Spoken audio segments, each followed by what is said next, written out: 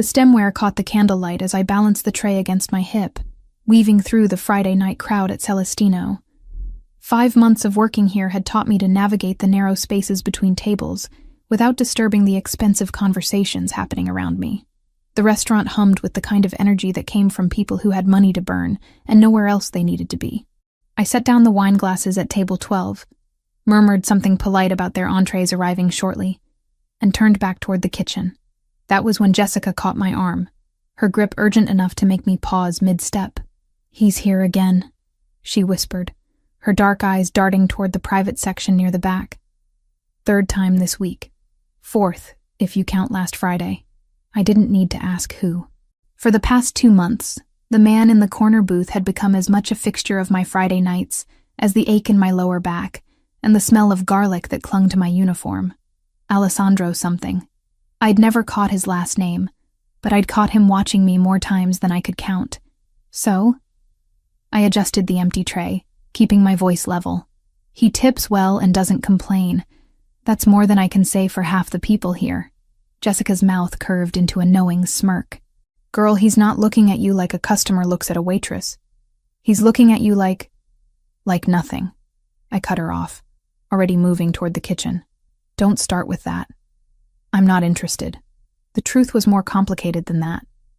But I wasn't about to explain to Jessica why the weight of any man's attention made my skin crawl these days. 6 months since I'd fled my apartment in the middle of the night with nothing but a backpack and bruises hidden beneath my clothes. 6 months since Ryan. A month of couch surfing and panic attacks before I'd landed this job, this tiny studio apartment in a neighborhood that made my mother's warnings about New York seem quaint. I pushed through the swinging doors into controlled chaos. Marco, the head chef, was shouting in rapid Italian at one of the line cooks. Steam rose from pots that bubbled with sauces I could smell but never afford to taste. This was my world now. Small, contained, survivable. "Table 7 needs fresh bread," Marco called out when he saw me.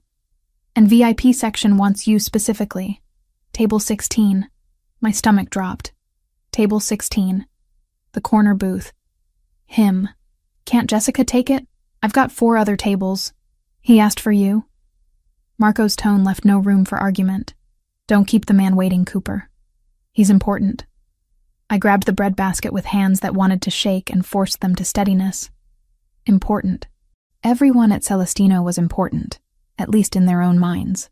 The difference was that when Alessandro walked in, the entire staff stood straighter. Even Marco, who treated politicians and celebrities with equal disdain, showed deference to the man in the corner booth.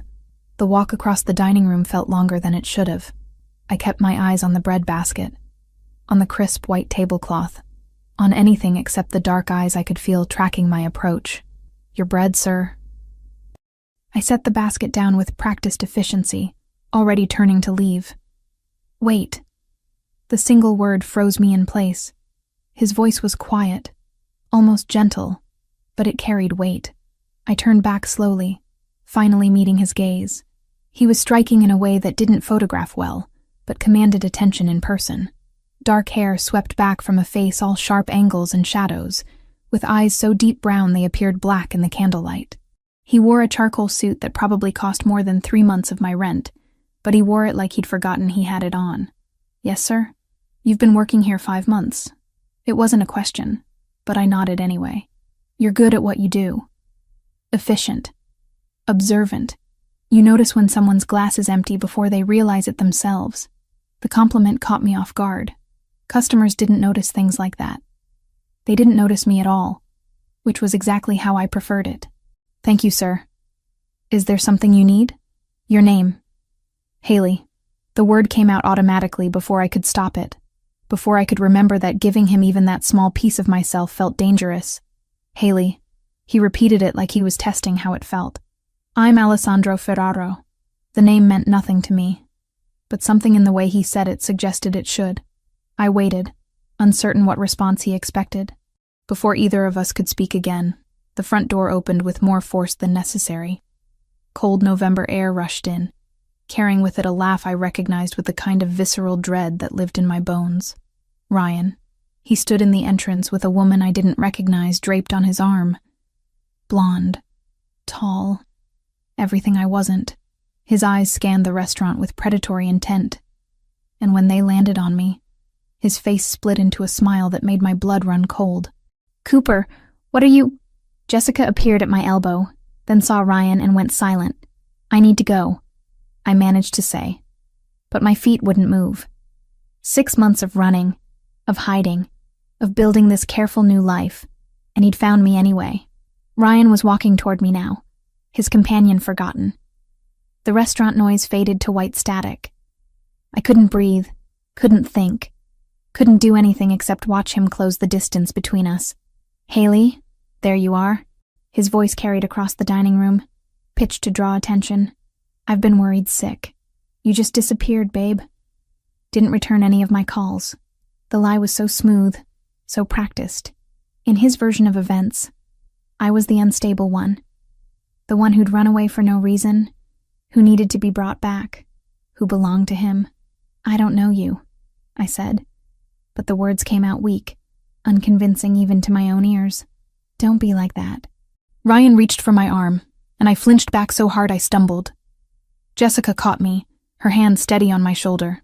"Sir, if you don't have a reservation—" Marco had materialized from the kitchen, his chef's whites still dusted with flour. "I'm just trying to talk to my girlfriend," Ryan said, all wounded innocence. "She's been having some troubles lately. Mental health issues. I'm sure you understand." The words hit like physical blows. This was his pattern, his method. Discredit me first. Make everyone see me as the problem, as someone who couldn't be trusted to know her own mind. "She's not your anything." Alessandro's voice cut through the tension like a blade. He hadn't raised his volume, but somehow everyone in the vicinity fell silent. "And you need to leave." Ryan's attention snapped to Alessandro, dismissal already forming on his face. Then something shifted in his expression. Recognition, or maybe just survival instinct. Whatever he saw in Alessandro made him take an involuntary step backward. "This is a private matter," Ryan tried, but the confidence had drained from his voice. "Nothing that happens in my establishment is private." Alessandro stood, and I realized for the first time how tall he was, how solid, how utterly unmovable he appeared. "You're disturbing my guests and harassing my staff. Leave now, or I'll have you removed." "Your establishment?" Ryan laughed, but it sounded hollow. "Since when do waitresses have—" "I finalized the purchase this afternoon." Alessandro's words were precise, controlled.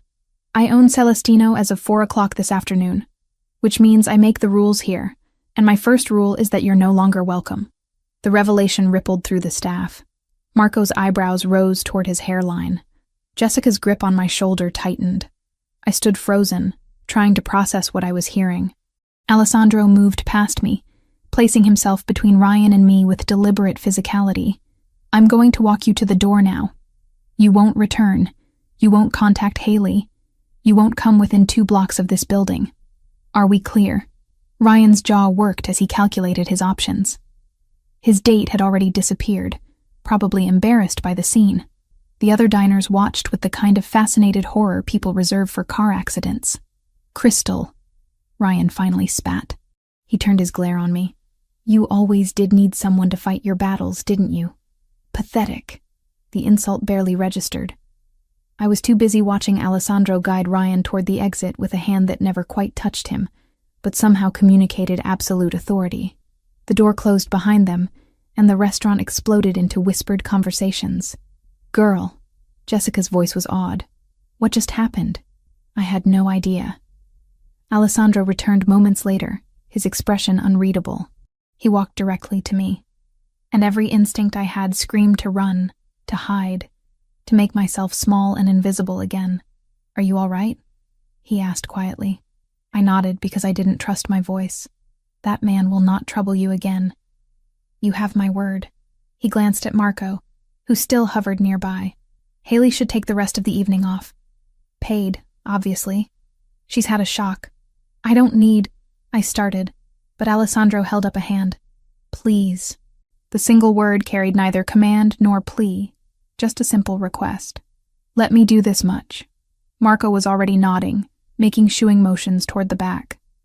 Jessica took my arm, guiding me toward the staff room. I went numbly, my mind struggling to catch up with everything that had just happened. I changed out of my uniform in a daze. When I emerged, the restaurant had returned to its normal rhythm, as if the confrontation had been nothing more than a brief interruption. Only Alessandro remained in the hallway, leaning against the wall with his hands in his pockets. "I'll have my driver take you home," he said. "That's not necessary." The words came out sharper than I intended. "I can take the subway. It's nearly 11. The subway isn't safe at this hour. I do it every night." Something flickered across his face. "That ends tonight." The presumption in his voice sparked anger through the numbness. "You don't get to make that decision." "You're right." He straightened, pulling something from his pocket. A business card, heavy cream stock with just a phone number embossed in black. "But I hope you'll accept this, at least. If you need anything at all." I took the card because refusing seemed more difficult than accepting. Our fingers brushed in the exchange, and I jerked my hand back like I'd been burned. If he noticed my reaction, he didn't comment. "The offer of a ride stands. My driver is waiting outside. I'm fine walking."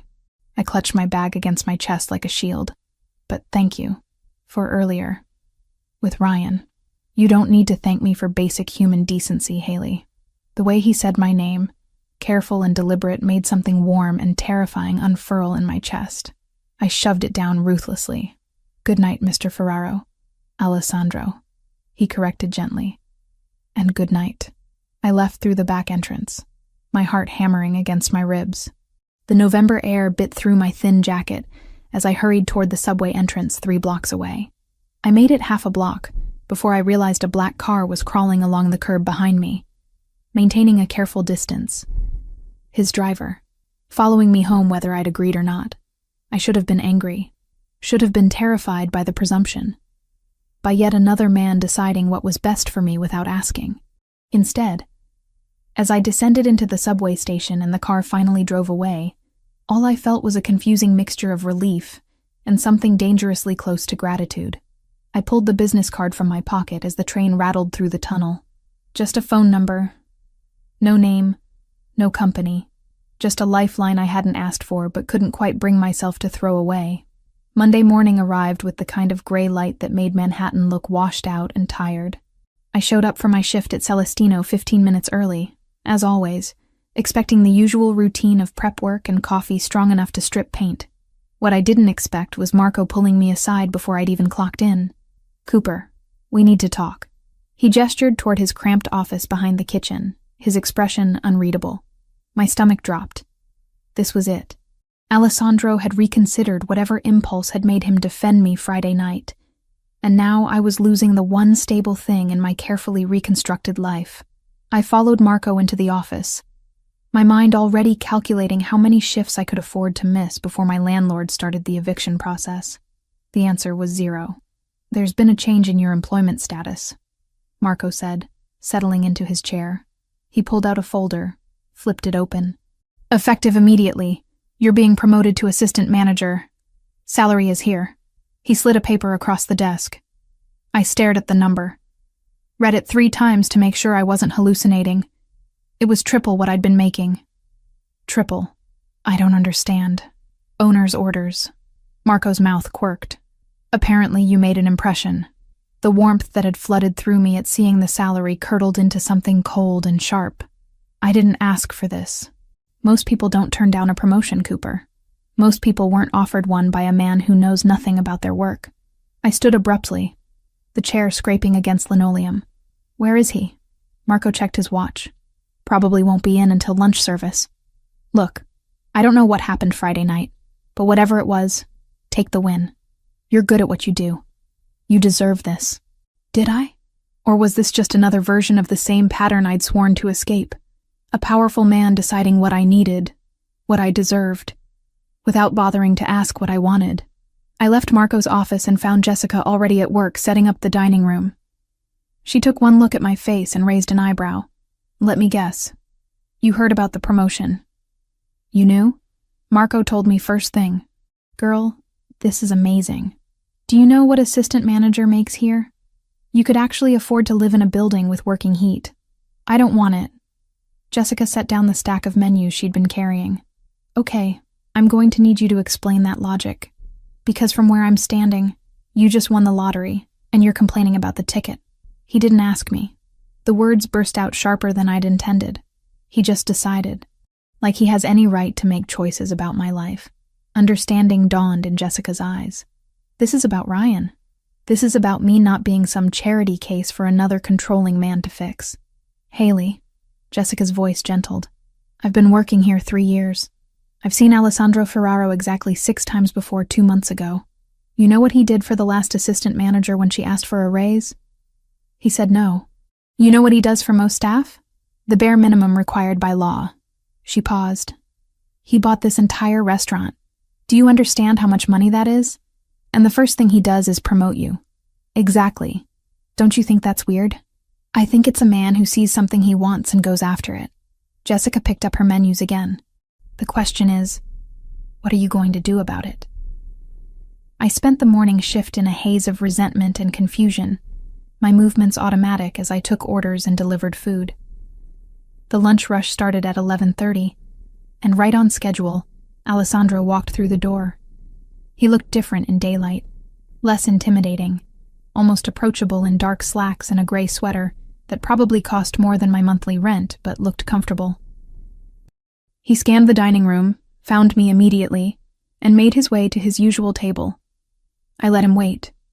Served 3 other tables first, refilled water glasses, checked on dessert orders. When I finally approached his table, my jaw was set and my resolve firm. We need to talk, I said without preamble. He glanced up from the menu he'd been pretending to read. Then talk. Not here. Marco's office. 5 minutes. I didn't wait for his response, just turned and walked away. My hands were shaking by the time I reached the kitchen, but I kept them steady through sheer force of will. Jessica caught my eye and gave me a thumbs up. Marco looked vaguely concerned but gestured for me to go ahead. Alessandro appeared exactly 5 minutes later, closing the office door behind him with a soft click. In the small space, he seemed larger than he had in the restaurant, his presence filling every corner. You're upset about the promotion, he said before I could speak. I'm upset that you made a decision about my life without asking me. I observed your work. You handle crises in the kitchen better than Marco does. You've talked down 3 separate drunk customers in the past month without security getting involved. You remember every regular's order and dietary restriction. You're wasted as a waitress. The compliments should have softened me, but they only stoked my anger higher. That's not the point. Then what is? You don't get to swoop in and fix things just because you have money and power. I'm not some project for you to improve. Something flashed in his eyes. Hurt, maybe, or anger. His jaw tightened almost imperceptibly. I'm offering you a fair wage for your skill set. If that offends you, I can retract the offer. Good. The word came out sharp. Do that. We stared at each other across Marco's cluttered desk, the air between us crackling with tension. Alessandro's phone rang, breaking the moment. He silenced it without looking away from me. I apologize, he said finally, each word measured and controlled. I should have consulted you first. That was presumptuous. The apology caught me off guard. Men like Ryan never apologized, never admitted fault. I just need you to understand that I can't. I stopped, unsure how to explain the panic that lived under my skin whenever someone tried to take control. I need to make my own choices. Understood. He nodded once, crisp and businesslike. The offer remains open if you change your mind, but I won't push. Someone knocked on the door. One of the line cooks stuck his head in. Sorry to interrupt, but there's a delivery for Ms. Cooper. Guy says it's urgent. Alessandro and I emerged from the office to find a courier holding a large manila envelope. He checked his clipboard. Haley Cooper? That's me. The envelope was heavy, official. My name and the restaurant's address were printed on the front in sterile block letters. My hands felt numb as I tore it open. Legal documents spilled out. A restraining order. Against me. Filed by Ryan Mitchell. Claiming I'd been harassing him with obsessive phone calls and threatening messages. It was dated Friday night, hours after the incident at the restaurant. The world tilted sideways. I grabbed the counter to steady myself, the papers shaking in my grip. Every word was a lie. But they were official lies, stamped and signed by a judge. Ryan's father was a judge. He had connections, resources, the ability to make his version of reality legally binding. Let me see that. Alessandro's voice came from somewhere far away. He took the documents from my nerveless fingers, his eyes scanning the text with rapid precision. His expression hardened with each line he read. "This is fabricated," he said flatly. "I know that. You know that. But his father is Judge Mitchell. Do you know how much power that is?" My voice cracked. "I can't afford a lawyer. I can't fight this. He's going to destroy me, and there's nothing I can do about it." Alessandro pulled out his phone and walked a few steps away, speaking in rapid Italian to someone on the other end. I heard words I recognized. Lawyer, immediately, false accusation, mixed with ones I didn't. He spoke with the kind of authority that suggested the person on the other end had no choice but to comply. When he ended the call, he came back to me. "My attorney will have this dismissed by end of business today. You can't just watch me." He held up the restraining order. "Ryan Mitchell has made a critical error. He filed false legal documents. That's a crime, and his father's position won't protect him from serious criminal charges if I choose to pursue them." "Why would you do this?" The question burst out of me. "You don't know me. You don't owe me anything. Because it's wrong." He said it simply, as if that explained everything. Because men like him rely on their victims being too afraid or too poor to fight back, and because you deserve better than to be terrorized by someone you had the courage to leave. My throat tightened with unshed tears. I refused to cry in front of him, in front of anyone. Tears were weakness, and I'd learned the hard way that weakness only invited more pain. Alessandro's phone buzzed. He glanced at it, then back at me. "My attorney needs some information from you. It won't take long." He paused. "May I add my number to your phone? As an emergency contact?" The request was so simple, so reasonable, but it felt like standing on the edge of a cliff, about to step off into empty air. "This doesn't make us—" I stopped, not sure how to finish the sentence. "Friends? Allies? Something more dangerous?" "It makes you someone I can help if you need it," Alessandro said quietly. "Nothing more, nothing less." I handed him my phone with trembling fingers. He typed in his number, saved it under just his first name, and returned the phone to me. His hand brushed mine in the exchange, warm and solid and real. "The restraining order will be withdrawn by 5 o'clock, he said. "Ryan will not file another one. You have my word." "How can you be so sure?" "Because I'm going to make it very clear to him that pursuing this further would be catastrophically stupid." The temperature in his voice dropped several degrees. "I have information about his business dealings that would interest several federal agencies. He'll make the smart choice." The casual way he said it should have terrified me. This was a man who collected information like weapons, who could destroy someone's life with a phone call. Instead, I felt nothing but bone-deep relief. "Thank you," I whispered. Alessandro's expression softened fractionally. "Go take your lunch break. You've had a shock. When you come back, we can discuss the promotion like rational adults, if you're willing." I nodded, not trusting my voice. Jessica materialized at my elbow as Alessandro walked away, guiding me toward the staff room with gentle efficiency. "Okay, spill," she said once we were alone. "What just happened?" "I don't know." I sank onto the battered couch, my legs finally giving out. "He's going to make the restraining order disappear. Just like that. Like it's nothing." Jessica sat beside me, her expression uncharacteristically serious. "Haley, I need you to listen to me. Alessandro Ferraro isn't just some rich guy who owns restaurants. People are scared of him. Important people. You saw how Marco acted Friday night. What are you saying?" "I'm saying be careful. He's interested in you. That much is obvious. But men like him don't do anything without expecting something in return." Her words echoed my own fears, but they rang hollow against the memory of Alessandro's controlled fury when he'd read that restraining order, against the gentle way he'd asked permission before adding his number to my phone. My phone buzzed. A text from an unknown number. "Restraining order withdrawn. Judge Mitchell has been formally walled off from anything involving you going forward. Ryan has been strongly encouraged to relocate out of state. You're safe now. I I showed the message to Jessica. Her eyebrows rose toward her hairline. "Girl," she said slowly, "that man just made a legal problem disappear in under 2 hours. On a Monday. Do you understand how much power that takes?" I did. And it terrified me almost as much as it reassured me. My phone buzzed again.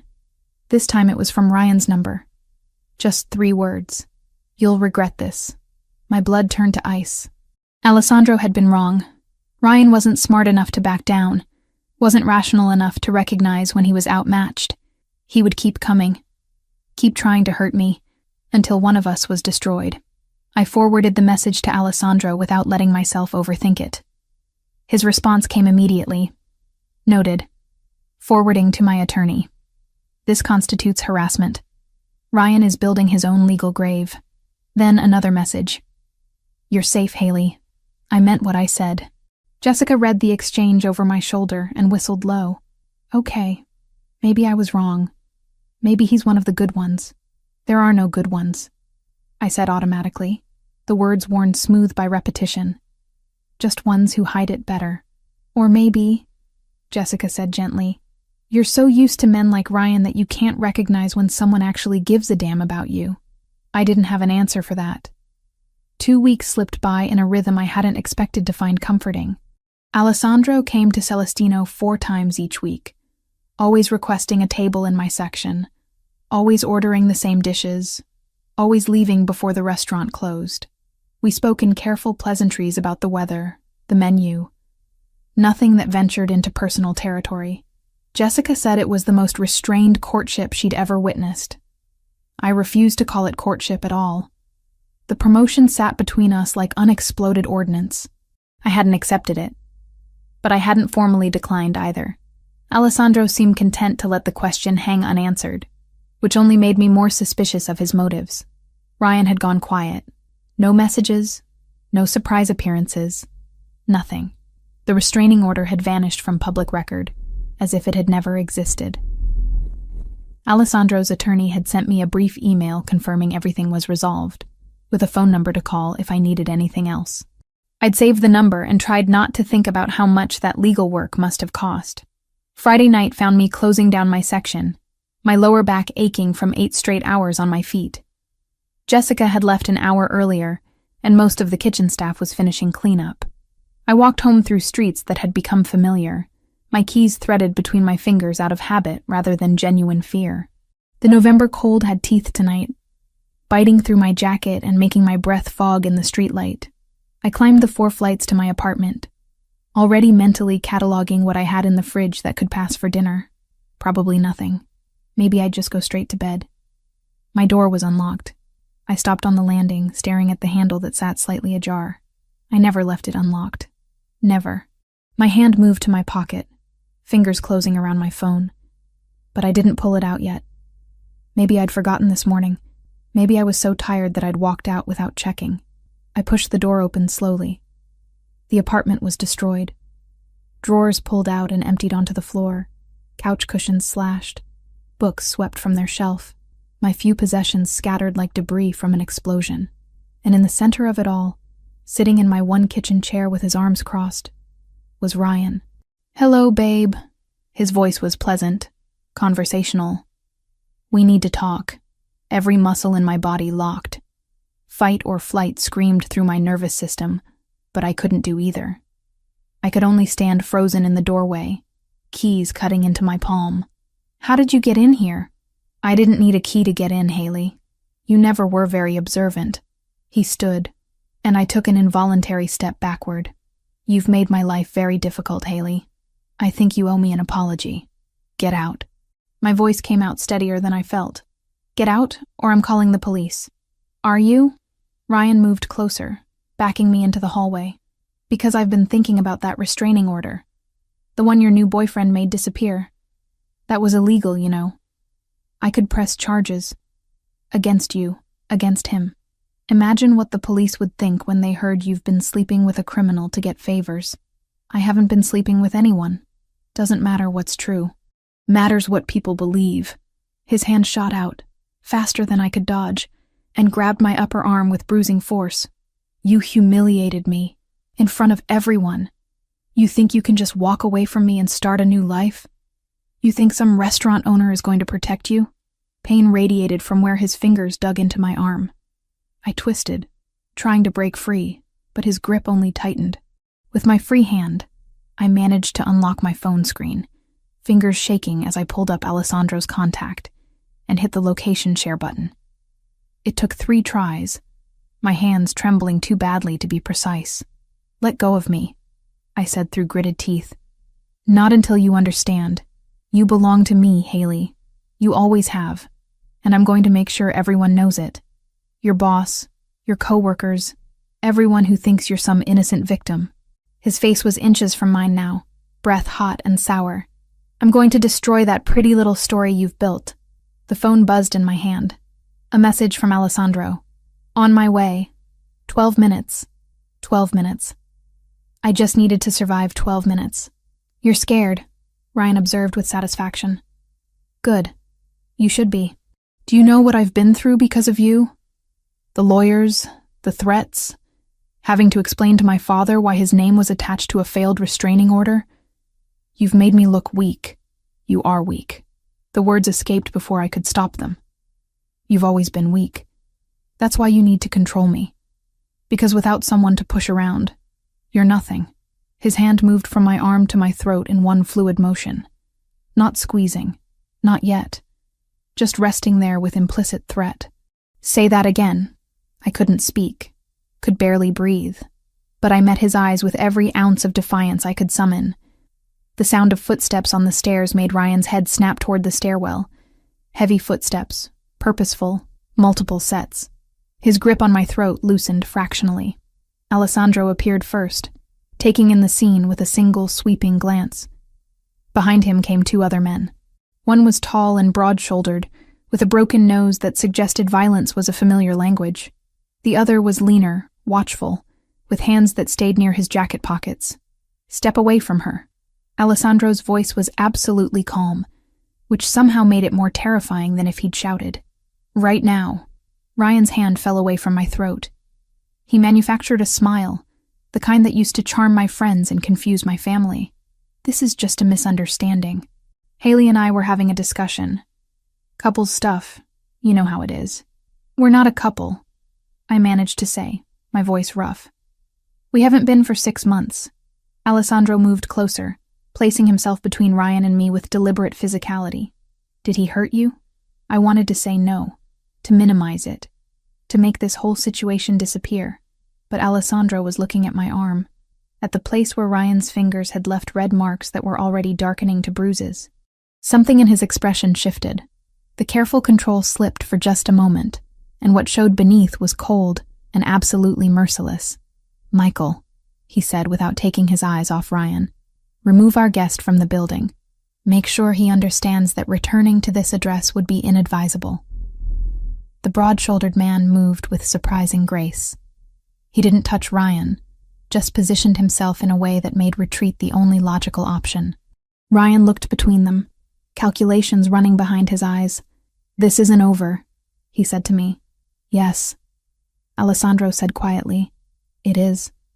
If you contact Ms. Cooper again, if you come near her workplace or her home, if you so much as think about her too loudly, you'll discover exactly how unpleasant I can make your life. Am I being clear? You're threatening me in front of witnesses. I'm making you a promise. There's a difference."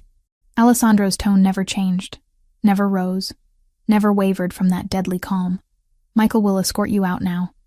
The next time you need escorting, it won't be nearly so polite." Ryan looked at me one last time, something like hatred burning in his eyes, then let himself be guided toward the stairs. The lean man followed, and their footsteps echoed down the stairwell until the building's front door slammed shut. Only then did Alessandro turn to me. "Are you hurt anywhere else?" I shook my head, not trusting my voice. Now that the immediate danger had passed, my legs felt unsteady. I leaned against the wall, trying to keep myself upright through sheer determination. Alessandro surveyed the destroyed apartment, his jaw tightening. He didn't have a key. "I didn't give him one," I said, staring at the damage. "I never would." The admission felt like failure. "The lock is broken." Alessandro crouched by the door, examining the mechanism. He damaged it, forcing his way in.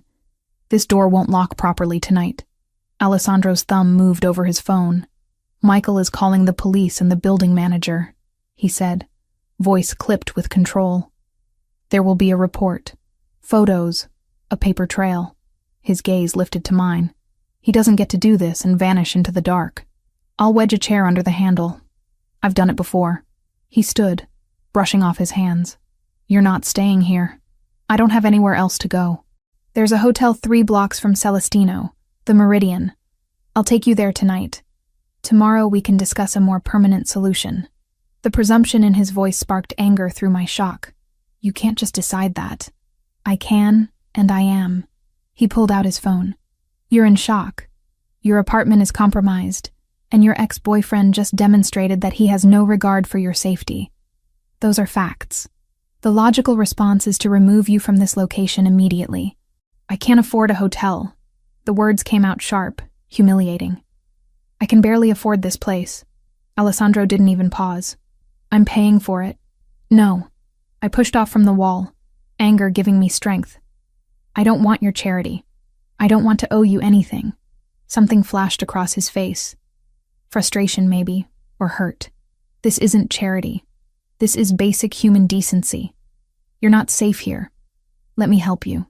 Why? The question burst out of me. Why do you care? You barely know me. Because Ryan was right about one thing. Alessandro's voice dropped lower. I am going to protect you. Not because you're weak. Not because I want to control you. But because I can, and he can't, and someone should. We stared at each other across my ruined apartment. I could feel my resistance crumbling, worn down by fear and exhaustion, and the simple fact that he was right. I wasn't safe here. One night, I said finally. Just tonight. Tomorrow I'll figure something else out. Alessandro nodded. One night. I'll help you pack what you need. He moved through my apartment with efficient purpose, finding my backpack amid the destruction and beginning to gather clothes. I watched numbly as he folded my things with unexpected care, selecting practical items without asking for guidance. A change of clothes, toiletries from the bathroom, the book I kept on my nightstand. Ready? He asked when the bag was full. I took one last look at the apartment. It had never been much, but it had been mine. My first place after escaping Ryan. My first taste of real independence. Seeing it destroyed felt like watching a piece of my hard-won freedom crumble. Yes, I whispered. The drive to the hotel passed in silence. Alessandro's car was warm and quiet, insulated from the city noise. I pressed my forehead against the cool window and tried not to think about how much my arm hurt where Ryan had grabbed me. The Meridian was the kind of hotel I'd walked past 100 times without ever imagining I'd stay there. Marble floors, crystal chandeliers, staff in uniforms that probably cost more than my weekly paycheck. Alessandro guided me through the lobby with a hand at the small of my back, speaking quietly to the front desk clerk. The suite is ready, Mr. Ferraro, the clerk said, handing over a key card. Is there anything else you require? Privacy, Alessandro said simply. The suite was on the 12th floor, all clean lines and muted colors, with a view of the city that made Manhattan look almost beautiful. I stood in the doorway, unable to make myself walk inside. It felt like crossing a threshold I couldn't uncross. Haley, Alessandro's voice was gentle. You're safe here. No one knows you're in this building except me and the front desk, and they won't tell anyone. The door locks. The room is paid for. You can rest. Thank you. The words came out barely audible. I don't know what I would have done if you hadn't... Don't. He held up a hand. You don't need to thank me for doing what should be done. Get some sleep. We'll talk in the morning about next steps. He turned to leave, and something in me panicked at the thought of being alone with my thoughts, with the memory of Ryan's hand on my throat. Alessandro. He stopped, looked back. Thank you anyway, even if you think I shouldn't say it. His expression softened in a way I'd never seen before. Good night, Haley. Lock the door behind me. I did, the deadbolt sliding home with a solid click that made me feel fractionally safer. Then I stood in the middle of the beautiful suite and finally let myself fall apart. Morning light filtered through the hotel curtains in shades of gold that seemed too gentle for how I felt. I'd spent most of the night staring at the ceiling, replaying Ryan's hand on my throat, the casual violence in his grip, the promise of worse to come. Sleep had come in fitful bursts around 4 a.m, leaving me groggy and disoriented when someone knocked on the suite door at 8. I checked the peephole before opening it. Alessandro stood in the hallway holding a cardboard tray with 2 coffee cups and a white paper bag that smelled like fresh pastries. Behind him stood an older woman in a tailored gray suit, her silver hair pulled back in a neat bun, carrying a leather briefcase. "Good morning," Alessandro said when I opened the door.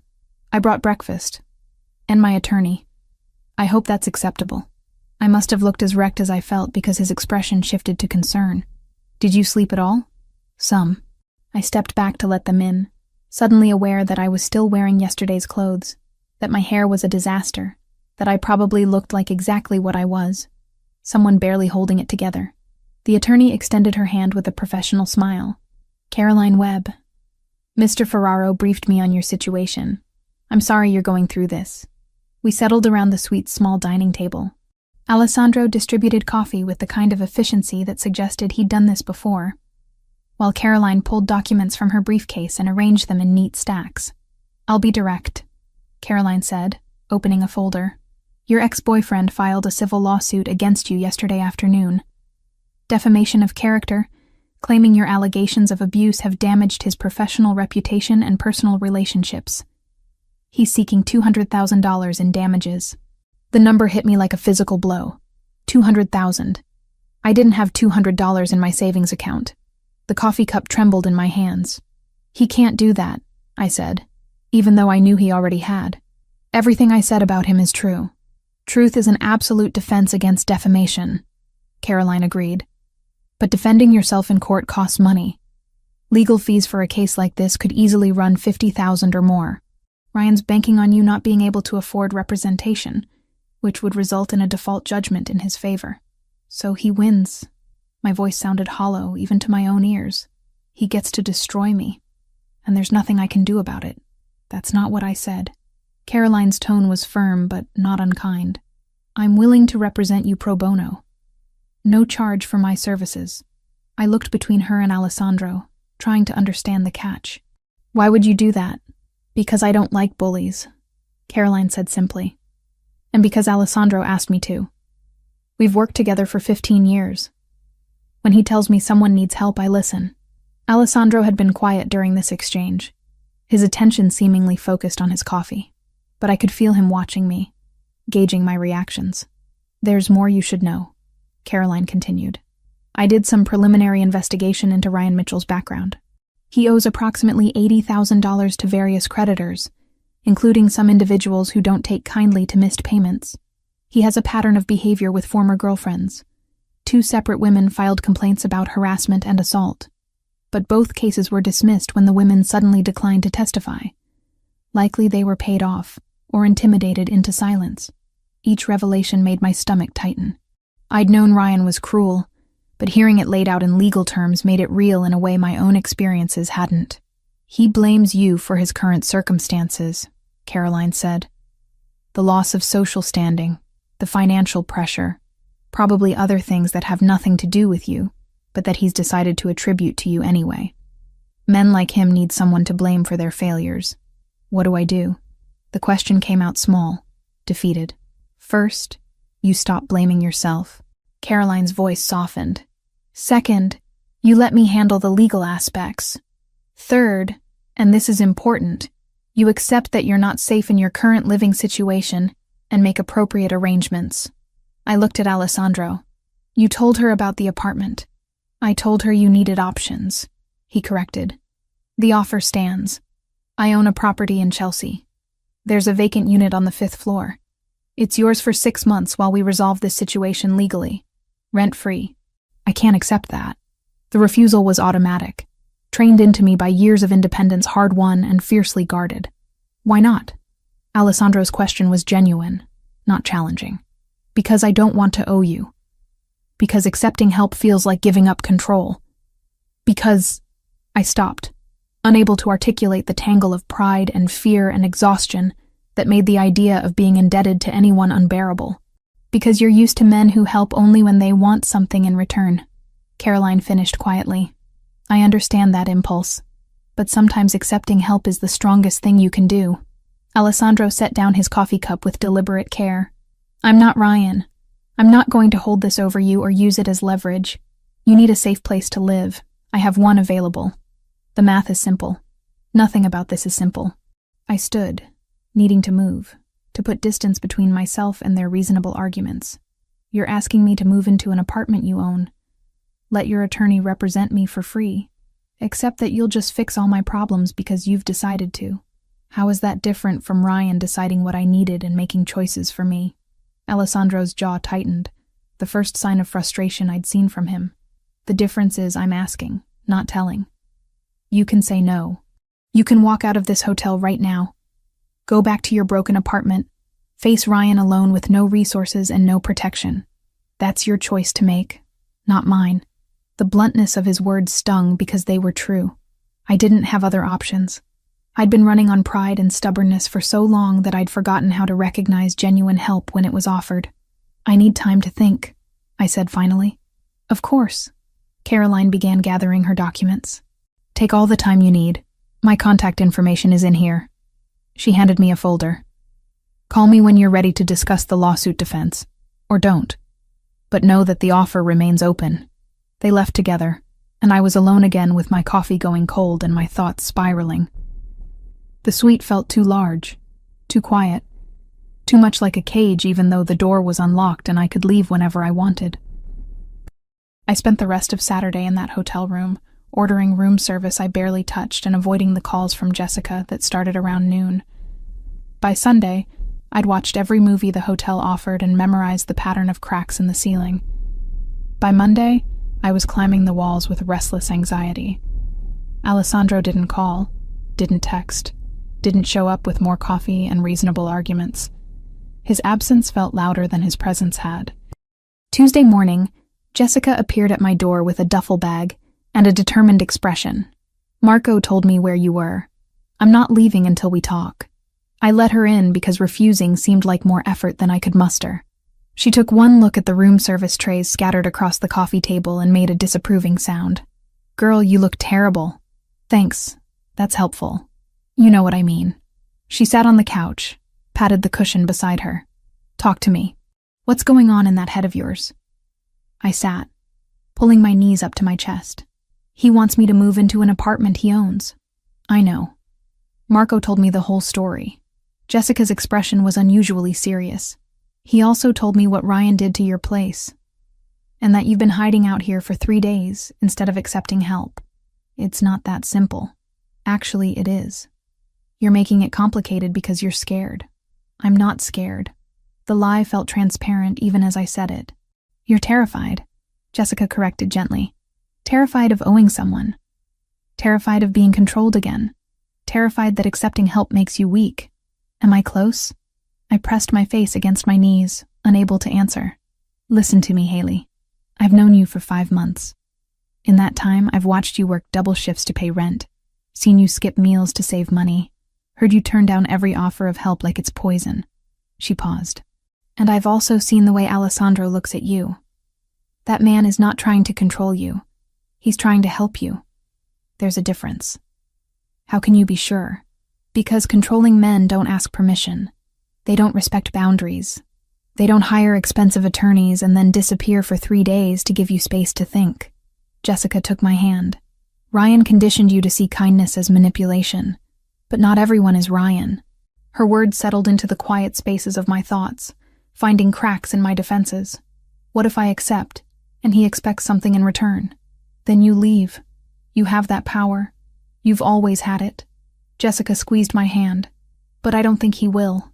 And I think you're using that fear as an excuse not to let someone care about you. I wanted to argue, to defend my carefully constructed walls. But exhaustion had worn me down to something closer to honesty. I don't know how to do this, I whispered. I don't know how to accept help without feeling like I'm giving up pieces of myself. Maybe that's the point.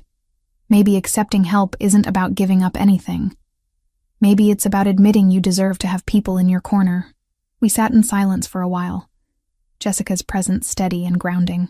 Finally, she pulled out her phone and set it on the coffee table between us. Call him. Thank him properly for what he's done. And if you want to accept the apartment, accept it. If you don't, tell him no, and we'll figure something else out together. But stop torturing yourself by sitting here alone. She left the phone and let herself out, giving me privacy I hadn't asked for but desperately needed. I stared at the phone for 20 minutes before I picked it up. Alessandro answered on the second ring. Haley, just my name, but I could hear the question in it. Are you all right? No, I admitted, but I will be, I think. What do you need? The question was so simple, so open. Not what he thought I needed, not what he'd decided was best. Just asking. I need to accept your help, I said, the words coming easier than I'd expected. The apartment, the attorney, all of it. If the offer still stands, it does. His voice warmed perceptibly. When would you like to see the place? Now, if that's possible. I can't stay in this hotel anymore. I'm losing my mind. I'll be there in 10 minutes. He arrived in 8, looking like he'd run the whole way. His hair was slightly disheveled, his jacket unbuttoned, and there was actual relief in his expression when he saw me. You're sure about this? He asked. No, but I'm doing it anyway. Something like respect flickered across his face. That's the bravest thing you could have said. The drive to Chelsea passed in comfortable silence. Alessandro didn't push me to talk, didn't ask questions, just let me exist in the quiet space of the car while the city rolled by outside. The building was beautiful in an understated way. Red brick with white trim, a small courtyard garden, security cameras discreet but visible. The lobby was clean and well-maintained without being ostentatious. 5th floor, Alessandro said, leading me to the elevator. Corner unit. It's been vacant for about 6 months. I had it cleaned and furnished last month. Just basic pieces, but you can add whatever you'd like. The apartment took my breath away. Hardwood floors, large windows that let in afternoon light, a kitchen with actual counter space, a bedroom that could fit more than just a bed. It was twice the size of my old place, 100 times nicer, and the rent would normally be completely beyond my means. The building has security, Alessandro was saying, walking me through the space. Cameras in the lobby and hallways, coded entry at the front door. The locks are new. I had them changed last week. You'll be the only one with a key. Last week, I repeated. You did this last week, before you knew if I'd accept. He had the grace to look slightly embarrassed. I wanted to be prepared if you said yes. That's incredibly presumptuous.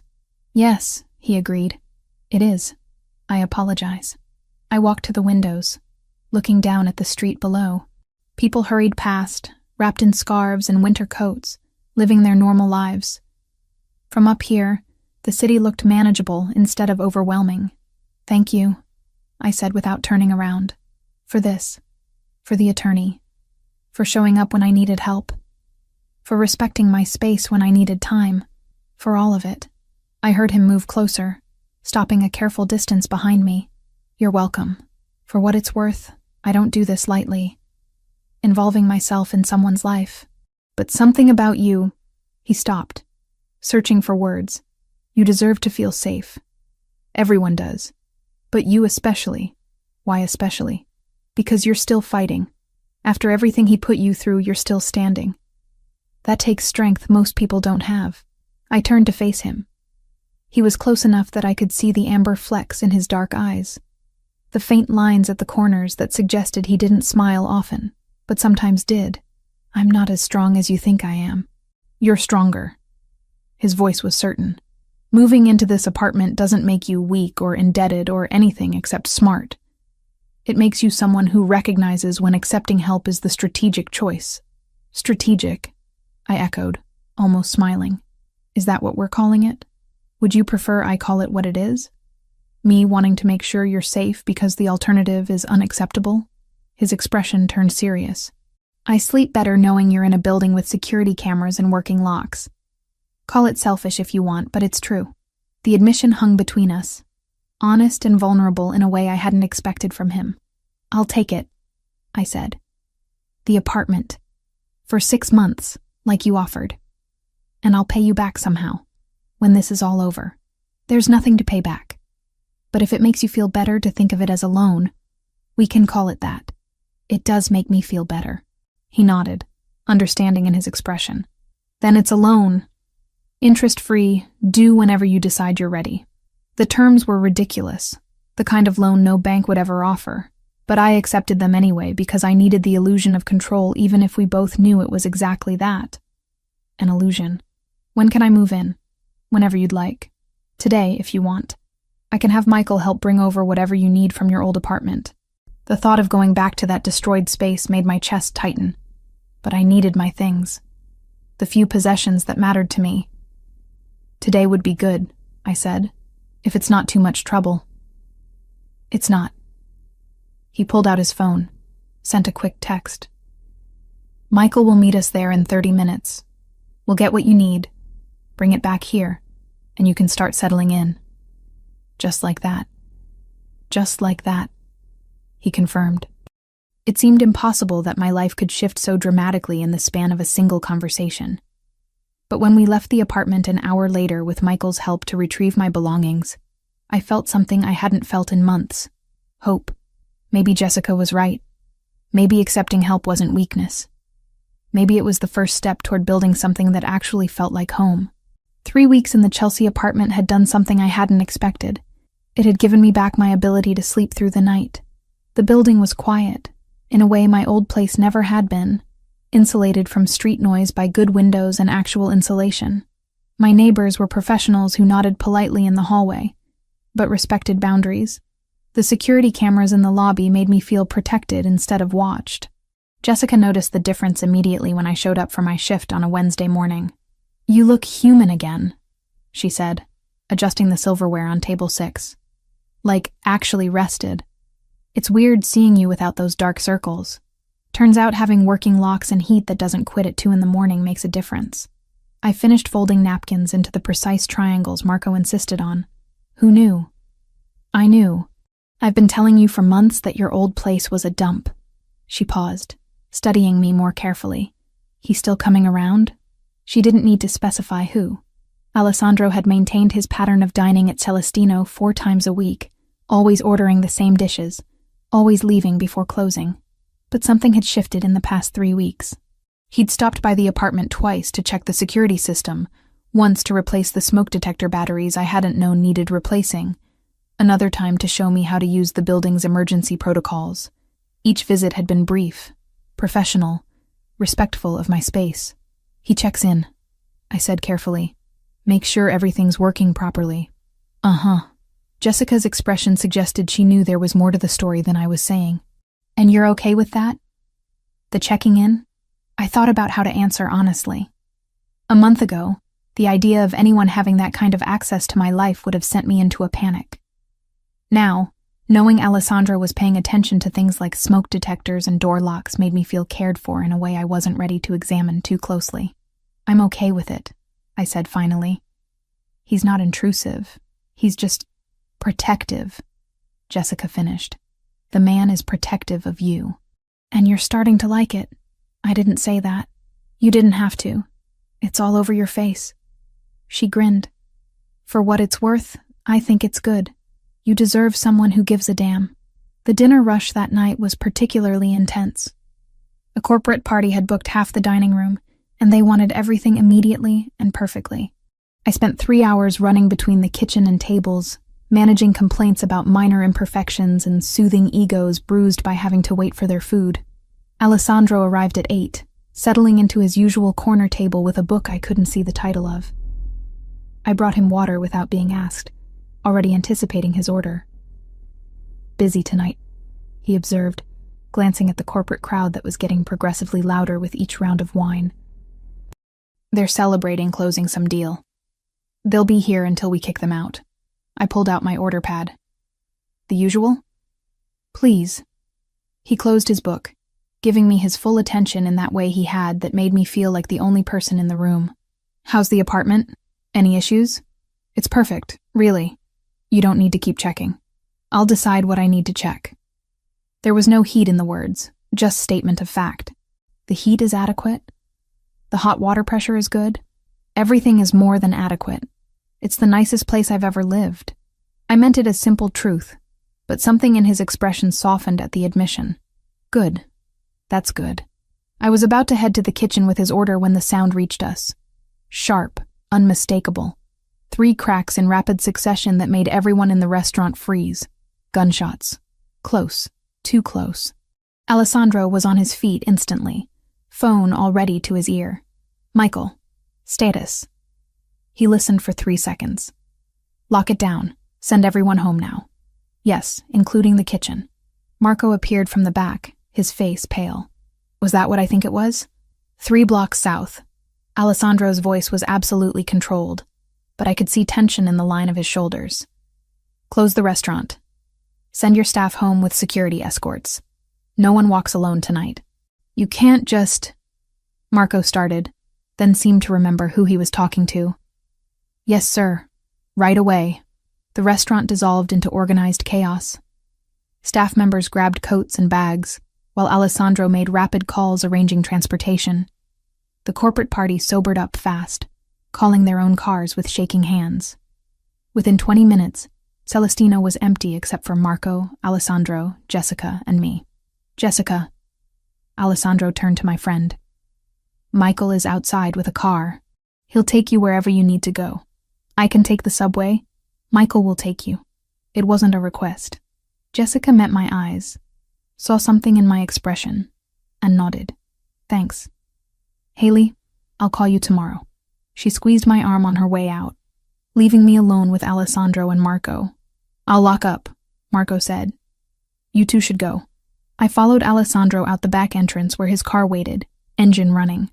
The driver I didn't recognize held the door open, his expression carefully neutral. Alessandro gestured for me to get in first, then slid in beside me. The car pulled away from the curb smoothly, but I could feel the tension radiating from Alessandro like heat from a furnace. His jaw was tight, his hands clenched into fists on his thighs. In the dim light from passing street lamps, I noticed something dark spreading slowly across his left sleeve. You're bleeding, I said, the words coming out sharper than intended. It's nothing. Let me see. I reached for his arm, and he pulled away slightly. Haley, it's just a graze. I've had worse. The casual way he said it made my blood run cold. A graze from what? Those gunshots? I was closer than I should have been. It's already stopped bleeding. I'll clean it when I get home. Or you could let me clean it at my apartment since we're going there anyway. I kept my voice level, but my hands were shaking. You said I needed an escort home. Fine. But you're going to let me look at that wound. He studied me for a long moment, then nodded once. If it will make you feel better, it will. The rest of the drive passed in heavy silence. When we reached my building, Alessandro dismissed his driver with instructions to return in an hour. I led him upstairs, hyper-aware of his presence behind me, of the way he moved with careful precision that suggested pain he was hiding. Inside the apartment, I pointed to the bathroom. Sit on the edge of the tub. I'll get supplies. He obeyed without argument, which told me the injury was worse than he wanted to admit.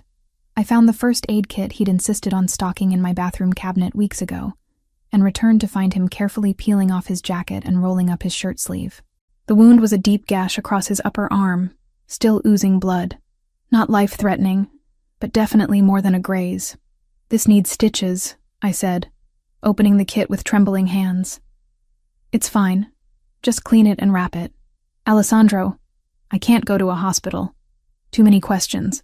His eyes met mine, and I saw something raw in them. Please, just do what you can. I wanted to argue, but the look on his face stopped me. Instead, I soaked gauze in antiseptic and began cleaning the wound as gently as I could. He didn't flinch, didn't make a sound, just sat perfectly still while I worked. What happened? I asked quietly. And don't tell me it was random violence.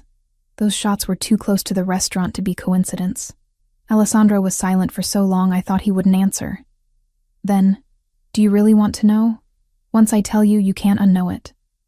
I want to know. I pressed clean gauze against the wound, applying pressure. I think I deserve to know why someone shot at you close enough that I heard it. He took a breath, let it out slowly. There's a Russian organization that's been trying to expand into territory I control. Shipping routes, primarily. We've been negotiating, but talks broke down last week when they realized I wasn't going to concede the ports. Tonight was their way of sending a message. What kind of message? That they know about you. His voice went flat. They've been watching the restaurant. They know you work there. They know you live in a building I own.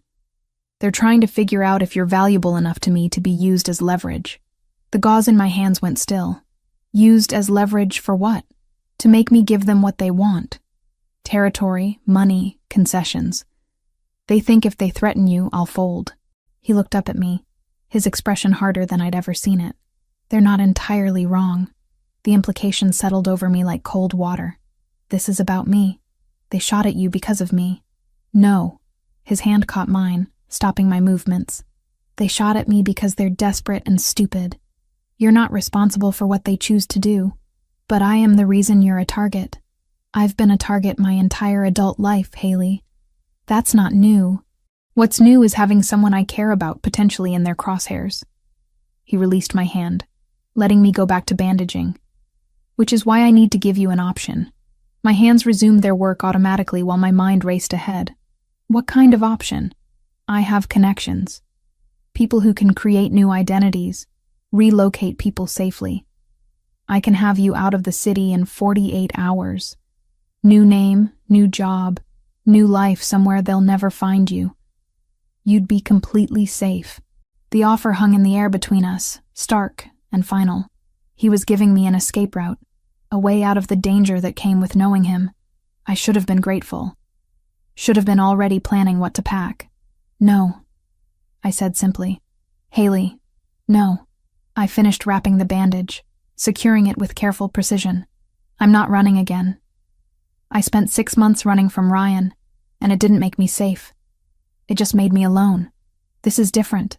These people are dangerous, I know. You've made that clear.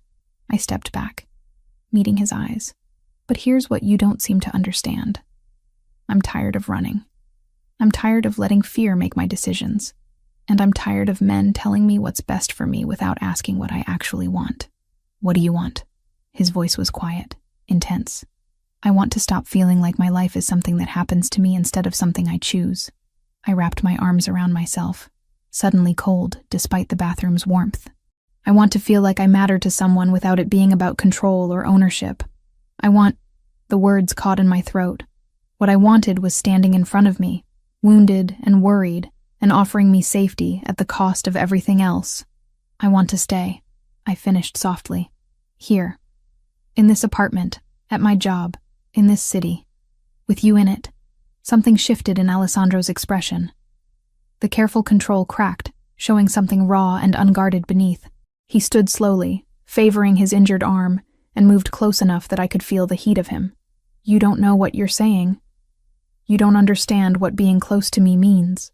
Then explain it to me. I refused to step back, refused to let fear win again. Tell me exactly what it means so I can make an informed choice instead of one made out of panic. It means security escorts, limited freedom, always looking over your shoulder. It means people like the Russians will see you as a weapon to use against me. His jaw tightened. It means I'll do everything in my power to keep you safe. But there are no guarantees. No promises that nothing will ever happen. Life doesn't come with guarantees. My voice was steadier than I felt. Ryan taught me that. The difference is with you, I get to choose. You're not forcing me into anything. You're offering me options and respecting whatever I decide. You're right, I am. He lifted his uninjured hand, fingers hovering near my cheek without quite touching. But I need you to be absolutely certain. Because if you stay, if you choose this, I won't be able to let you go. The admission hung between us, heavy with meaning. This wasn't about protection anymore. This was about something neither of us had been willing to name until now. I'm certain, I whispered. His control finally snapped. The hand at my cheek moved to cup the back of my head, fingers tangling in my hair as he pulled me close. His mouth found mine with desperate precision, kissing me like I was oxygen and he'd been drowning. I kissed him back with equal desperation, my hands fisting in his shirt, pulling him closer despite his injury. All the tension of the past 3 weeks, all the careful distance we'd maintained, exploded into this single point of contact. He kissed like he did everything else, with absolute focus and intensity. His good arm wrapped around my waist, pressing me against him. I could feel his heart hammering against my chest, could taste coffee and something darker on his tongue. When we finally broke apart, both breathing hard, his forehead rested against mine. "This is a terrible idea," he said, but he didn't let go. Probably. My hands were still twisted in his shirt. But I'm done making only safe choices. He pulled back enough to look at me, his eyes searching mine. "You're vulnerable right now. Scared. I won't take advantage of that." "You're not taking advantage. I'm choosing you." I met his gaze steadily. "There's a difference." "There is." His thumb traced my lower lip with heartbreaking gentleness. "Which is why I'm going to leave now. Before we do something you'll regret in the morning." "I won't regret it." "Maybe not." He pressed a kiss to my forehead, soft and achingly tender. "But I need you to be sure. I need you to choose me when you're not running from something else. Can you understand that?" I did, even though every nerve in my body was screaming for him to stay. He was giving me time, space, respect. Everything Ryan had never offered. "Go," I said, even though the word hurt. "But come back, please. Tomorrow." It was a promise. "We'll talk tomorrow. Really talk. About what this means, what you're choosing, all of it." He left, and I locked the door behind him with shaking hands. My lips still tingled from his kiss. My hands still remembered the feel of his shirt beneath my fingers. Every part of me wanted to chase after him, to pull him back, to finish what we'd started. But he was right. I needed to be sure, needed to choose him from a place of strength, not fear. Tomorrow, I would make that choice. Tonight, I would let myself feel the weight of it, the possibility and the danger and everything in between. Alessandro didn't come back the next day, or the day after that. By the third day, I'd stopped checking my phone every 5 minutes for messages that never arrived. By the fifth day, Jessica was giving me concerned looks every time she caught me staring at his empty table during dinner service. "He's avoiding you," she said on the 7th night, after we'd closed, and I was wiping down tables with more force than necessary. "And you're pretending you don't care."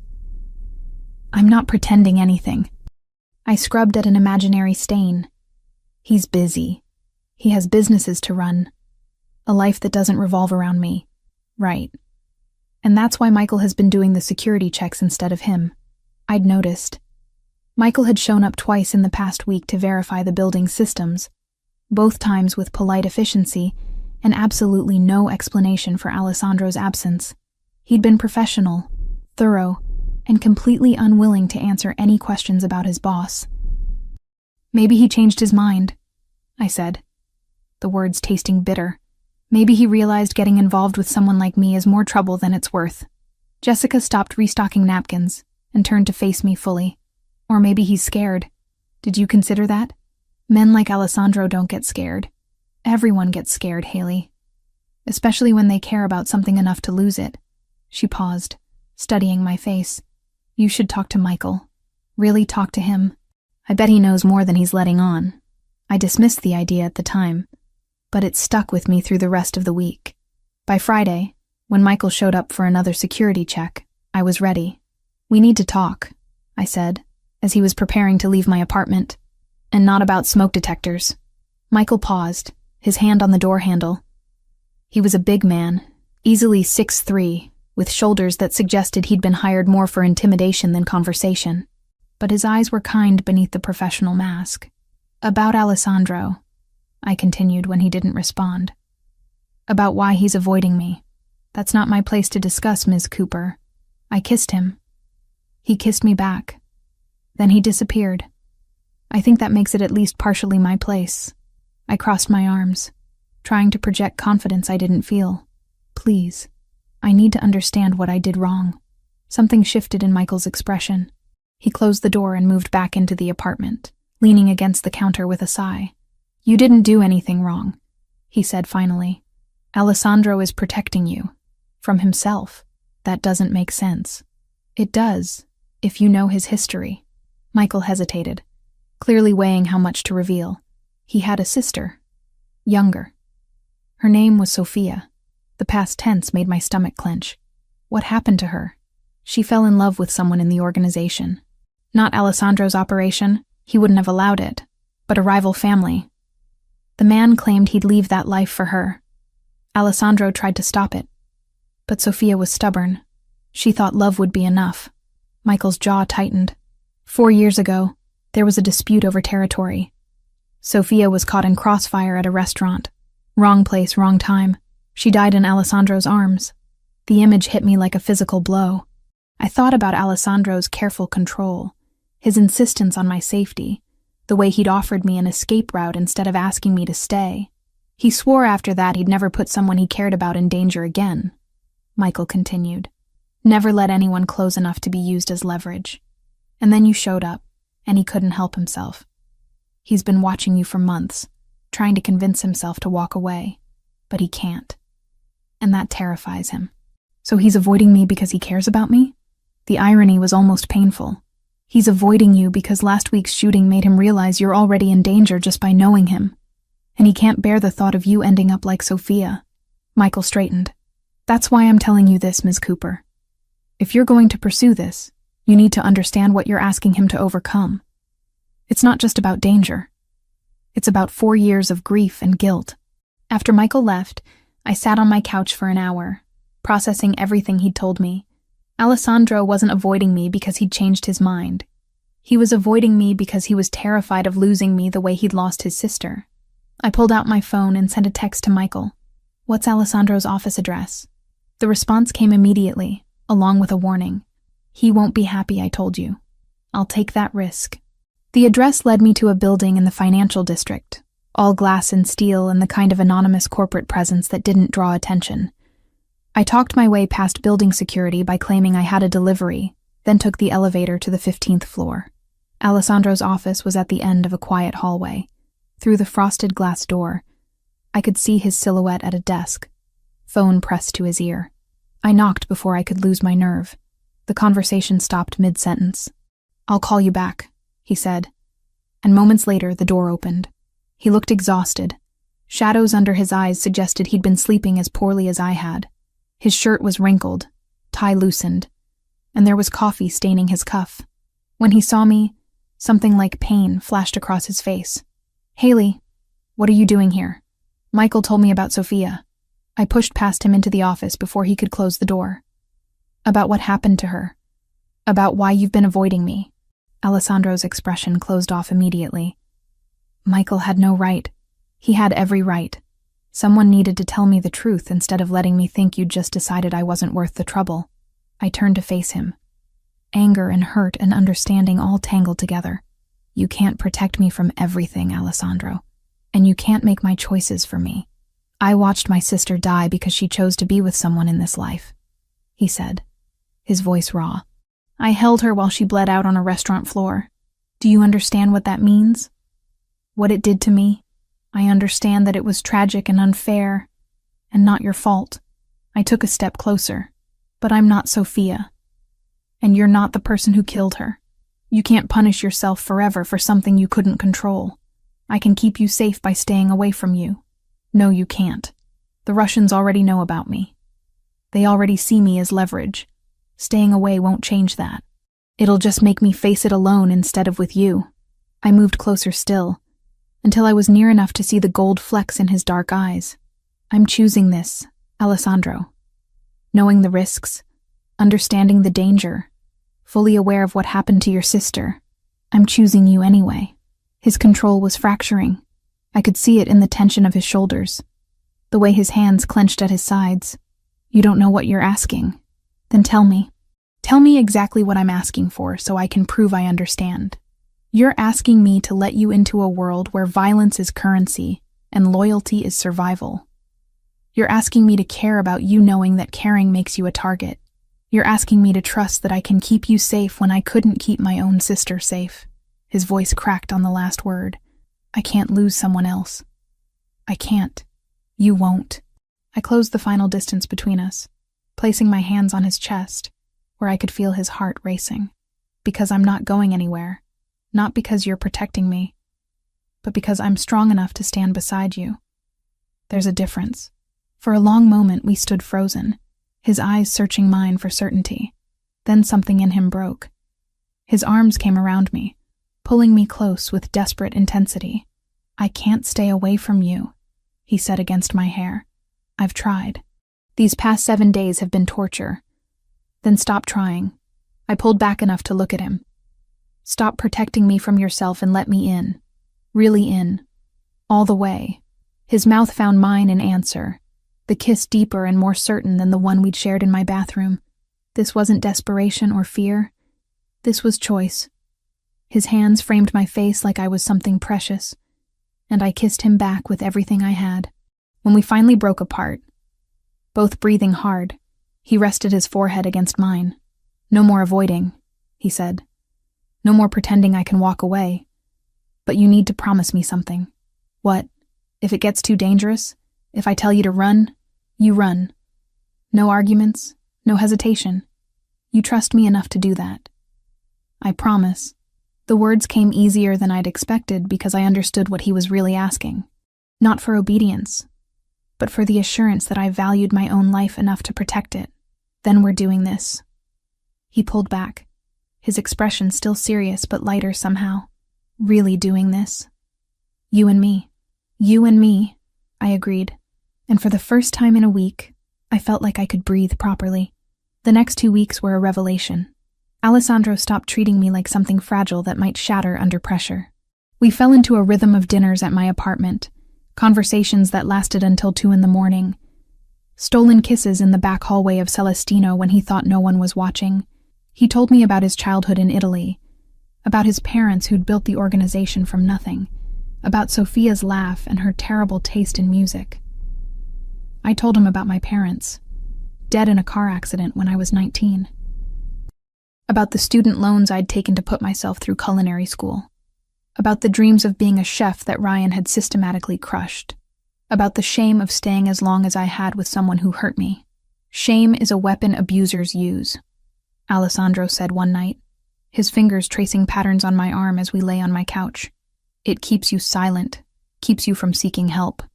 You survived him. That's not shameful. That's strength." Jessica noticed the change immediately.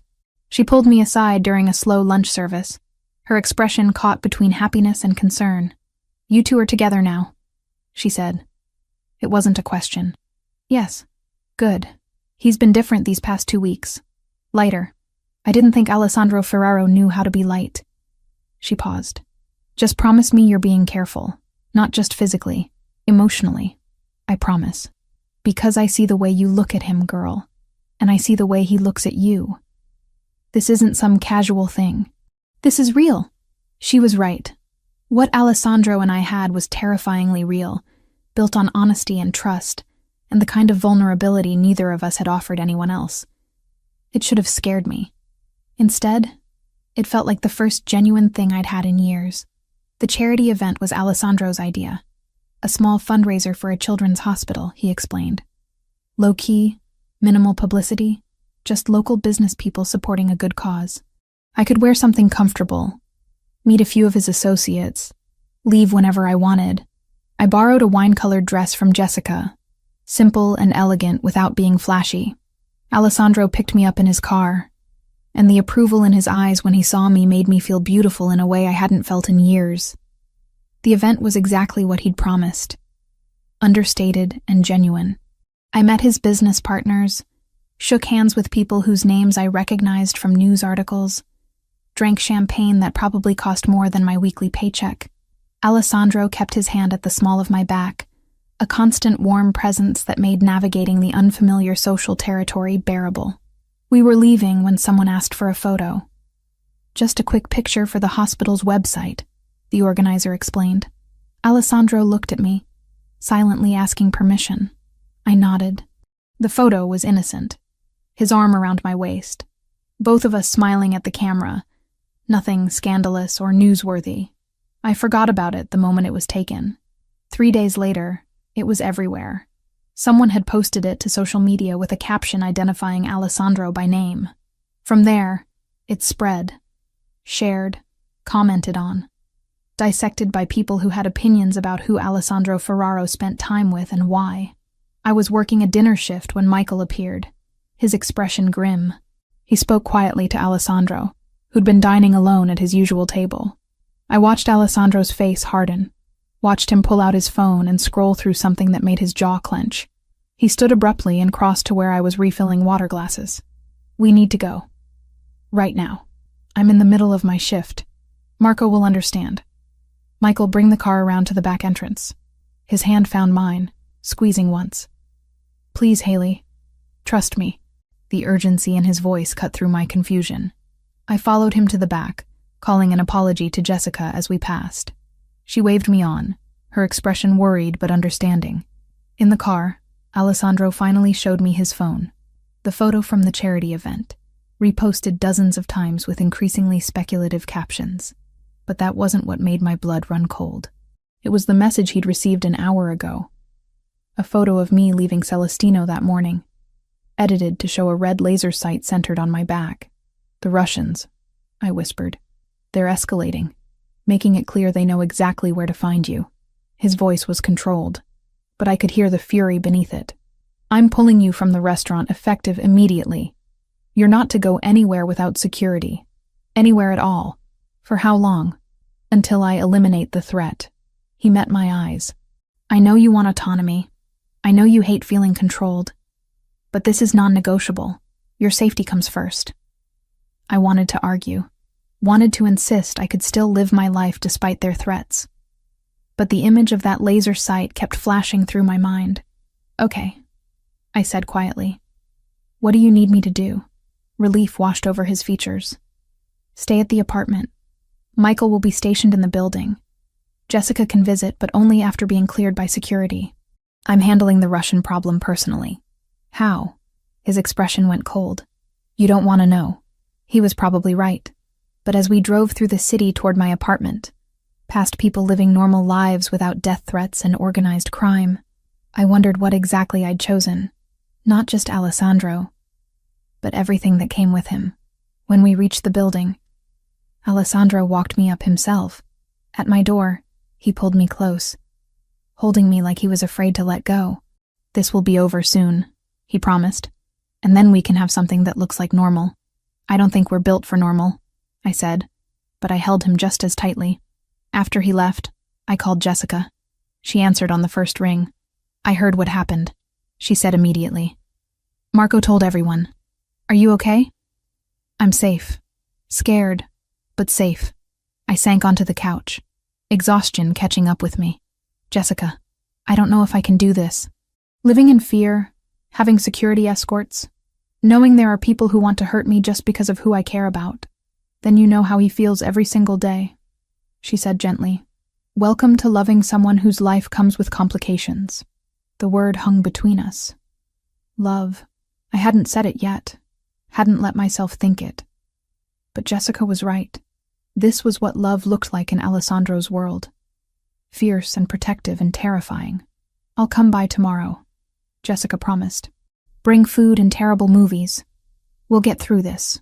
After we hung up, I sat alone in my apartment, doors locked and security systems armed, and thought about choices. I'd chosen Alessandro knowing the risks.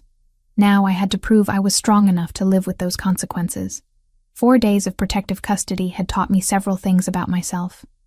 First, I was terrible at sitting still. Second, daytime television was designed to slowly erode human intelligence.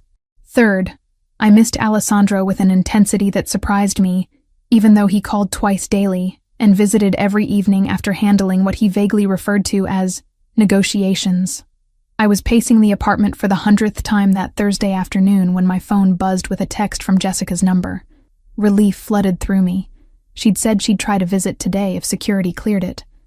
But the message made my stomach drop. "Haley, I need you. I'm at your old apartment. Ryan showed up. I'm scared. Please come. Can't talk. He might hear." My fingers flew across the screen trying to call her back. The number rang once, then went to an automated message saying the line was disconnected. I tried again with the same result. Ryan. At my old apartment. with Jessica trapped there somehow. My mind raced through scenarios. None of them good. Jessica must have gone to retrieve something I'd left behind. And Ryan had been waiting. He knew we were friends. He'd use her to get to me. I grabbed my coat and keys, my hands shaking so badly I dropped them twice. The security guard Michael had stationed in the building lobby, a quiet man named David, stood as I rushed toward the exit. "Ms. Cooper, you're not supposed to leave without— My friend is in trouble. She's with my ex. He's dangerous." The words tumbled out in a rush. "I have to help her." David's hand moved to his phone. "Let me call Michael first. We can send someone." "There's no time. She texted 5 minutes ago. If Ryan realizes she contacted me—" I didn't finish the sentence. Couldn't articulate the worst-case scenarios spinning through my mind. "Ms. Cooper, my orders are clear. You don't leave this building without proper security escort." "Then come with me." I was already pushing past him toward the door. "But I'm going whether you follow or not." He reached for my arm, but I was faster, fueled by panic and the desperate need to help Jessica the way she'd helped me. I burst through the front entrance and into the street, already scanning for a taxi. The hand that grabbed my other arm was too strong, too practiced. Before I could scream, something pressed against my mouth. Cloth. Chemical sweet. The world tilted sideways as I tried to fight, tried to remember the self-defense moves I'd never actually practiced. But my limbs weren't responding properly, and the street was spinning. And then everything went dark. I woke to the smell of rust and motor oil. My head pounded with a rhythm that matched my heartbeat, and when I tried to move, I discovered my hands were bound behind me with something that cut into my wrists. Zip ties, I realized distantly. My ankles were similarly secured. The space around me slowly came into focus. A warehouse. Mostly empty, except for a few scattered crates and industrial equipment that looked decades old. Sunlight filtered through grimy windows set high in the walls, creating bars of light across the concrete floor.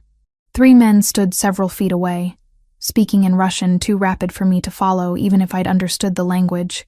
Terror locked my throat. This wasn't Ryan. This was so much worse. One of the men noticed I was awake and said something to his companions. They turned as a unit, and the one in the middle, tall, pale, with a scar bisecting his left eyebrow, approached with deliberate slowness. "Ms. Cooper." "Welcome." His English was heavily accented but clear. "I apologize for the method of invitation, but you have been difficult to reach. Where's Jessica?" My voice came out hoarse. "Where's my friend?" Confusion flickered across his face, then understanding. He laughed, the sound devoid of humor. "Your friend is fine. Safe at work, I imagine. We borrowed her phone number. Clever technology, yes? You thought you were rescuing her, but she never needed rescue. The betrayal of it hit harder than it should have. Of course it had been a trap.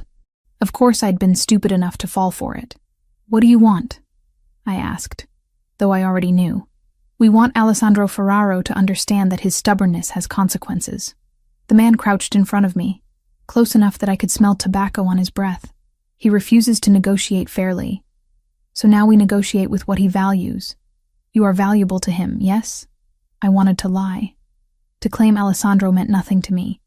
That kidnapping me would accomplish nothing. But the Russians had done their research. They'd seen the photo, tracked the pattern of his protection, understood exactly how valuable I was. "He'll kill you for this," I said instead, putting every ounce of certainty I possessed into the words. "Perhaps. But first, he will pay. $5 million and control of the southern port. A small price for something he loves." The man stood, pulling out a phone. "We will send him proof you are alive. You will tell him to cooperate." "Yes?" He held the phone in front of me, camera recording. I stared into the lens, knowing Alessandro would see this, knowing it would destroy him the way Sophia's death had. "Don't pay them," I said clearly. "Don't give them anything. I'm not worth—" The backhand came fast enough that I tasted blood before I felt the pain. My head snapped to the side, stars exploding across my vision. "Try again," the Russian said calmly. "This time, ask him nicely to pay." I spit blood onto the concrete and met the camera's eye once more. "I love you," I said. Because if this was the last message Alessandro received from me, that needed to be in it. I'm sorry. The phone disappeared. The Russians moved to the far side of the warehouse, speaking in low tones. I tested the zip ties systematically, looking for any weakness, any way to slip free. But they'd done this before, and whoever had secured my bonds knew exactly how tight to make them. Time passed strangely in the warehouse. Could have been an hour, could have been 3. The sunlight shifted across the floor, tracking the afternoon's progress. I thought about Alessandro receiving that video, about the expression on his face when he saw me bound and bleeding, about Michael and Jessica and everyone who'd told me to be careful, to stay put, to trust that I was protected. I'd been so arrogant, thinking I could handle this world, thinking love and determination were enough to survive the kind of danger Alessandro lived with daily. The sound of an engine outside made all 3 Russians tense. The leader barked orders, and the other 2 pulled weapons from their jackets. Guns, matte black and professional. They took positions near the warehouse's main entrance, a massive rolling door that looked like it hadn't moved in years. "Your hero arrives," the leader said to me. Right on schedule. So predictable. These men in love. The door began to rise with a mechanical screech that set my teeth on edge.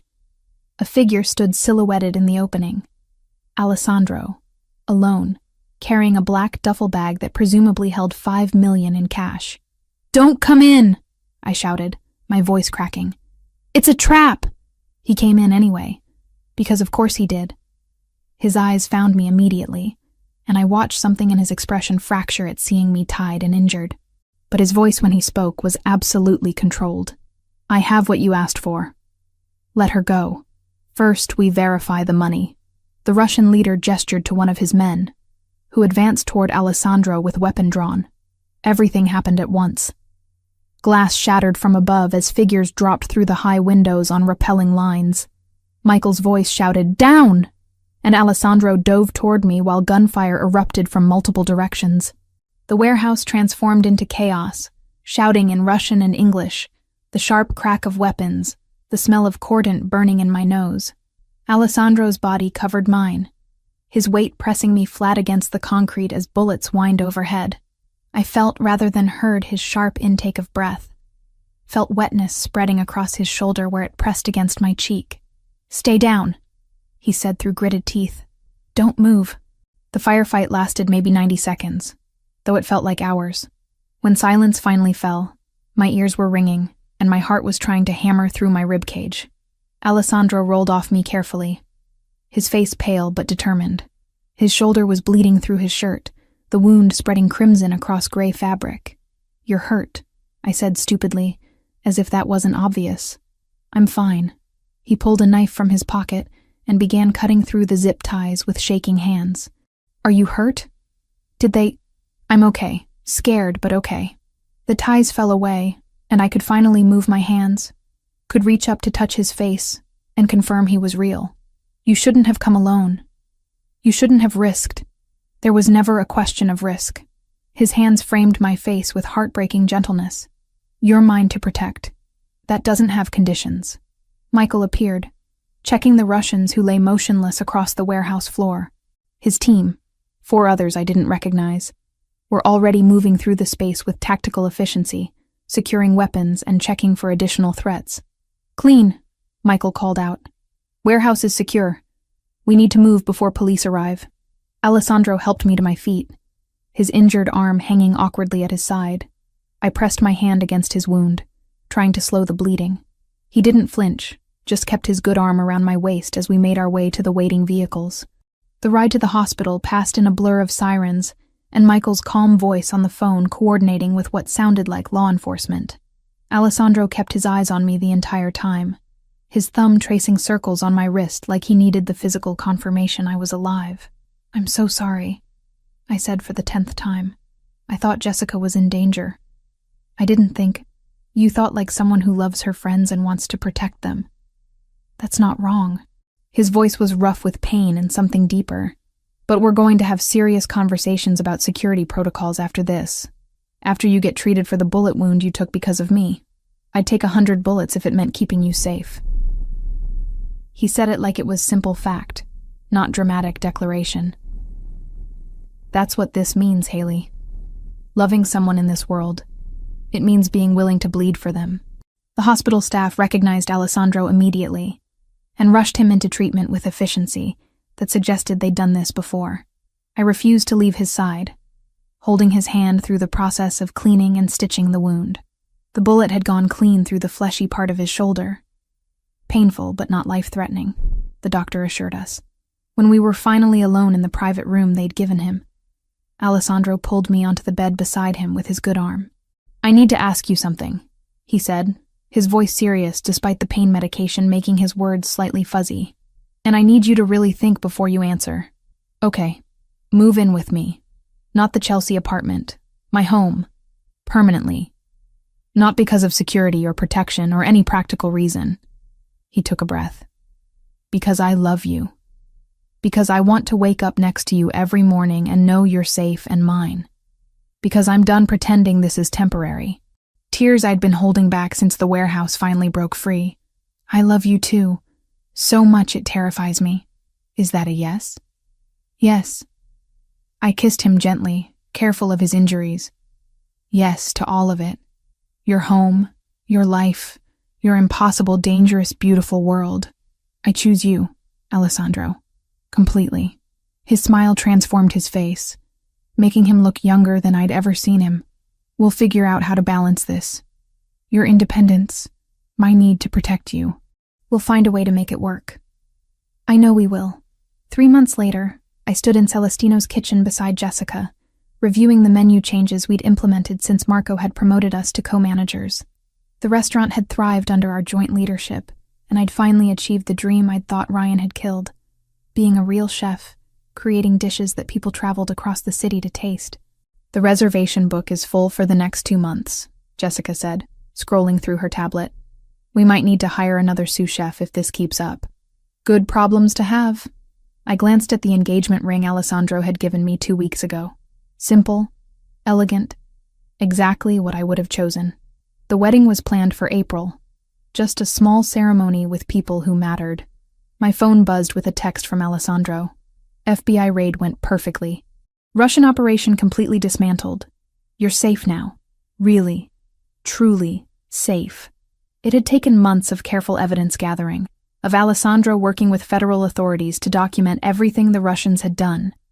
The kidnapping had given them all the justification they needed to move aggressively. Every member of the organization was now facing charges that would keep them locked away for decades. And Ryan had been arrested last month for conspiracy, fraud, and a dozen other charges after Alessandro had provided recordings of his dealings with the loan sharks who'd cooperated with authorities in exchange for reduced sentences. He'd be in prison for the next 10 years, minimum. "You okay?" Jessica asked, noticing my distraction. "I'm perfect." And I meant it. For the first time in my adult life, I felt genuinely safe, genuinely loved, genuinely certain of my choices. That evening, Alessandro picked me up from work in his car. The drive to his home, our home now, took us through Manhattan as the sun set, painting the buildings in shades of copper and gold. He reached across to take my hand, lacing our fingers together. "Have I told you today that I love you?" "Only twice." "You're slacking." "I love you." He kissed my knuckles. "I love your stubbornness and your courage, and the way you refuse to let me make decisions for you. I love you too. Even though you're overprotective and controlling and sometimes impossible." "Only sometimes?" I laughed, and it felt like freedom. This life we were building together wasn't perfect or safe or anything like normal. But it was ours, chosen with full knowledge and open eyes, built on trust and honesty, and the kind of love that could survive bullets and betrayal and everything in between. "Only sometimes," I confirmed, and kissed him as the city lights came alive around us, promising tomorrow and all the tomorrows after that.